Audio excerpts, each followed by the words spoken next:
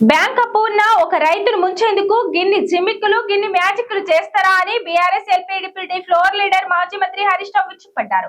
రుణమాఫీకి 51,000 కోట్లు అవుతుందని బ్యాంకర్ల మీటింగ్ లో ప్రకటించారు. మొదటి బడ్జెట్ కు వచ్చేసరికి అది 31,000 కోట్లకు కుదించారన్నారు. బ్యాంకు అప్పు ఉన్న బక్క రైతును ముంచేందుకు గిన్ని జిమ్మిక్కులు గిన్ని మ్యాజిక్లు చేస్తారా అని BRS LP deputy floor leader మాజీ మంత్రి హరీష్ రావు విరుచుకుపడ్డారు. రుణమాఫీకి 51,000 కోట్లు ఖర్చు అవుతుందని బ్యాంకర్ల మీటింగ్ లో ప్రకటించారు. మొదటి బడ్జెట్ కు వచ్చేసరికి 31,000 కోట్లకు కుదించారు.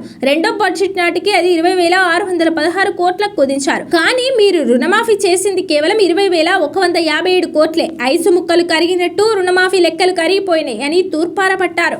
కాంగ్రెస్ ప్రవేశపెట్టిన 3 బడ్జెట్ల తీరును లెక్కలు సహా నిండు సభలో సోమవారం ఎండగట్టారు. తమ నియోజకవర్గంలో 2 లక్షల లోపు రుణమాఫీ కాని రైతులు 10,217 మంది ఉన్నారని, 2 లక్షల పైగా ఉండి మాఫీ కాని రైతులు 12,632 మంది ఉన్నారని హరీష్ రావు తెలిపారు. ఆదిలాబాద్ నియోజకవర్గంలో 17,000 మంది రుణమాఫీ కోసం ఎదురు చూస్తున్నారని, వేల మంది సంతకాలతో కూడిన వినతి పత్రాలను మాజీ మంత్రి జోగు రామన్నకు తనకు అందజేశారని చెప్పారు.